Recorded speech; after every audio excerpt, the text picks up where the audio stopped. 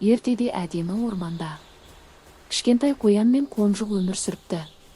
Олар бір-бірін қатты жақсы көретін, өте тату достар еді.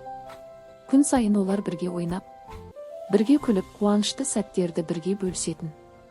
Бір күні қоян мен қонжық ойнап жүргенде кенеттен аспан бұлттанып, жаңбыр жауа бастады. Сол кезде қонжық адасып досынан артта қалып қойды. Қоян жалғыз қалып қамығып қалды. Ол қонжықты уайымдап қатты қорықты, бірақ берілмеді. Қоян дереу орманды аралап, досын іздей бастады. Ақыры көп ұзамай қонжықты тауып алды. Қонжық шұңқырға түсіп қалып, уайымдап отыр екен. Досының қиын жағдайға түсіп қалғанын көрген қоян досына көмек қолын созды. Екеуі бірге күш біріктіріп, қиындықты жеңді. Сол сәтте олар түсінді.